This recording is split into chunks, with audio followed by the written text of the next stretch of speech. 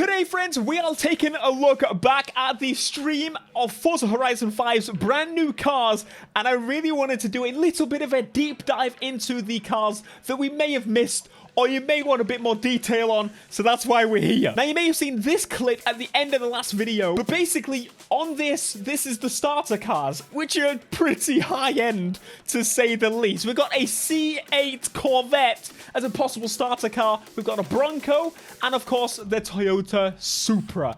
And now, if I was going to have to pick one of those, it would probably be the Corvette. I'm going to say the Corvette.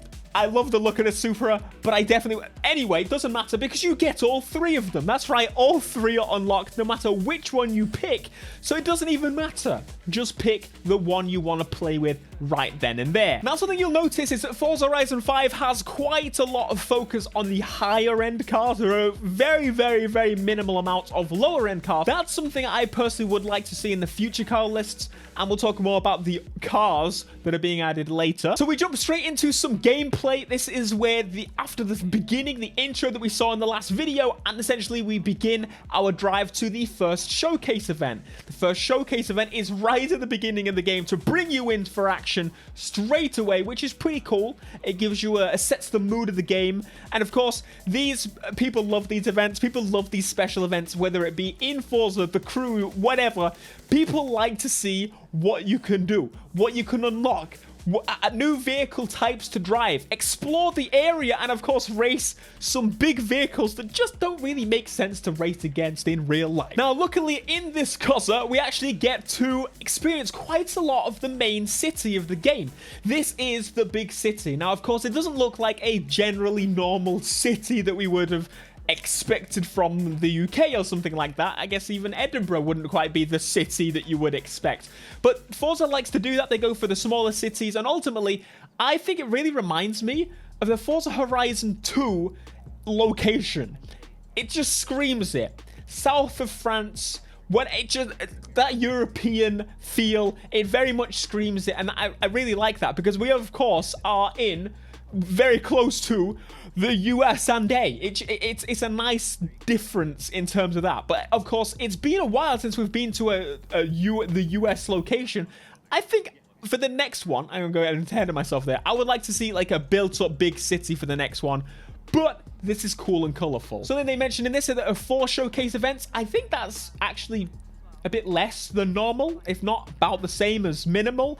Anyway, the showcase events. You're welcome. The Mercedes-AMG Project 1, whatever it's called. Now, this was pretty cool. They showed us that you can actually adjust the mode of the vehicles. For example, if the car has multiple modes, or if it's a convertible, which button you press and how it goes about it. So when you press this on this car, it basically puts it down into normal mode versus like race attack mode, which is pretty darn cool. They said it lowers the car or raises the car.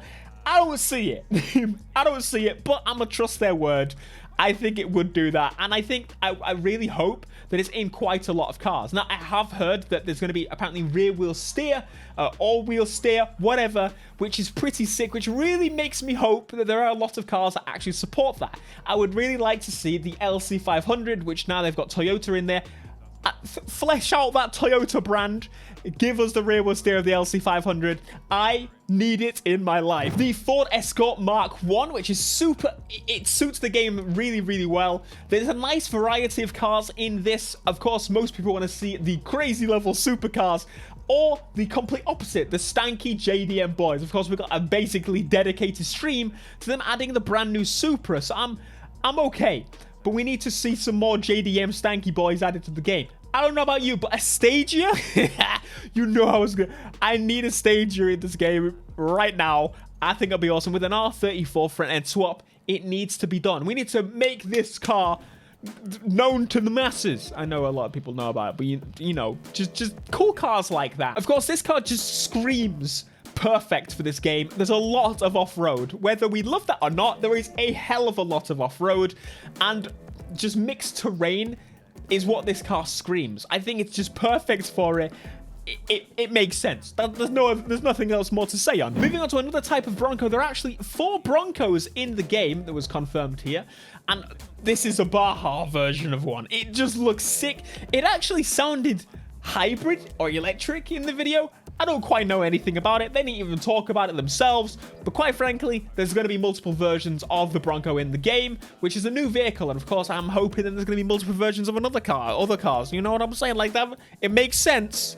People really want that. In the Forza community, people beg for special versions of cars. For example, the SLS, we need the Black Series. Kind of confirm that's not going to be the case. But we need more of that because people want it. People are requesting it. I personally think there should just be body parts to make it into that version, but that's not what Forza is. Now, the F450 Super Duty. I always, like, it sounds weird saying that. Super Duty. I know it's duty, Super Duty, but if I said that, you think I'm weird. Anyway, it's a big-ass truck. What else do I need to say? It's a big boy. It is absolutely massive, and I love it so much. It does not make sense anywhere in this type of game. There's no, like, travel A to B missions, dropping off drugs to the car. Listen, it makes no sense, but the fact is here, I'm super happy, and I cannot wait to see what engine swaps and stuff we can do with it. I know that's like, people are like, what the frick, you won't swap the engine in?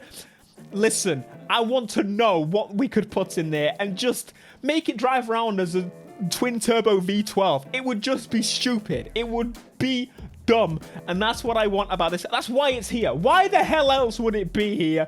Give me stupid mods. It's a dually.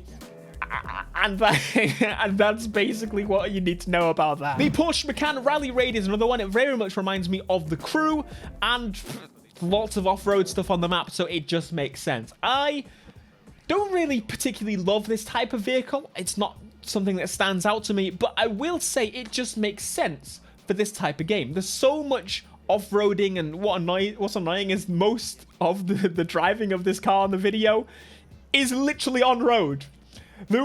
We drive the cars that should be on-road, off-road, and this thing on-road. What are you doing? Are you insane? You nonsense bit. But listen, I like these cars for exploration. I think we can find something super cool. I think I would personally more go for something more like the Mark 1 Escort for exploration off-roadiness. But some people like this, clearly, because they're adding a lot of these damn things in the game again. But it has been a while since Horizon 2. I feel like they've been mostly the same in this class. The Porsche Taycan Turbo. Now, my friends, something that you may not know about me is that Porsche has never been my favorite brand. But I'm getting old. As you get older, you're like, you know, those Porsches are actually... And you drive a Porsche and you're like, you know what? Actually, I get it. I get it now. Either way, they're super sick. They are fantastic, fantastic cars. And of course, the Taycan Turbo is one that splits the question of ultimately, could electric cars be pretty good?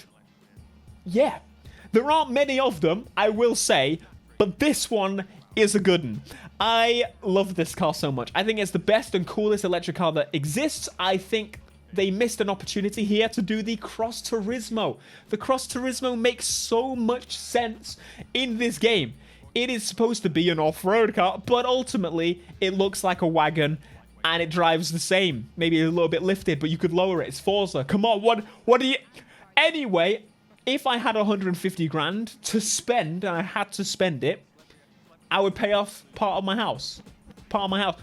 But if I had money to spend on a car, and it's the only thing I could do, I really want one in my life. I think the Cross Turismo is incredible, and I can't wait for them to depreciate. Because it's going to be a fantastic car, and I really hope that there's something they consider adding in the future, maybe through the festival playlist, because I think, like, whether the next game be in Japan or whatever, it suits this game so much more than this version here. And they've already got part of the model built. So just add the rest of the plastic bits and stuff. Anyway, Cross Turismo. Oh my goodness. Now, one thing that was noted by myself is that it was super quiet. It didn't make much noise at all throughout this video. But of course, it's an electric car. And if you heard the actual thing, it makes this cool electronic-y, whirry noise that I think should be in the game hugely. Now, it is, but it's super quiet.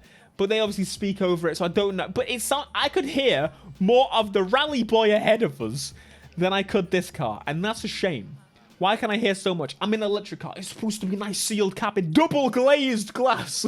The Sierra RX-3. an off-road buggy. Quite frankly, that's what I'm going to say about this. It's not my favorite. I think it's pretty cool to see more varied cars like this. But again, ultimately, my heart, I want cool new things that like the electric Taycan that just makes sense. And super old stanky Japanese cars, which we didn't get one. But we had a dedicated stream on the Supra. Not quite old stanky Japanese, but it's still pretty darn cool indeed. Yeah, ultimately, there's going to be a lot of off-road stuff. I think it makes sense for this map, but this map is going to be very off-road. Very clearly, although the vocal majority seem to be saying, the vocal amount of people seem to be saying, you know, I want some more stanky Japanese and we want road racing and blah, blah, blah, blah, and city. It seems like a lot of people like off-road, and I think that's something you need to realize with Forza. Although we are the vocal group, we are the ones that play it long term, and I do think we should get some focus with Forza. It seems like they're catering towards those that will play the game for 2 minutes. And that seems to be the thing that I've always seen about Forza. It seems like, although there are some fan-related stuff, the focus always seems to be those that are going to play the intro, play through it a little bit, play a couple of races, and done. We are going to be playing this for 2 years. If you're Forza dedicated, you'll be playing this for 2 years. And so you would hope that there'll be more long-term stuff for you. But of course, maybe that comes in a little bit later in the updates, which I guess makes a lot of sense. Finally, if you get the special controller bundle, which I haven't got, but hopefully, you know, this is not totally exclusive and we can get a chance to get it a little bit later. If you buy this fancy schmancy controller, particularly not a massive fan of how it looks, I think it looks alright.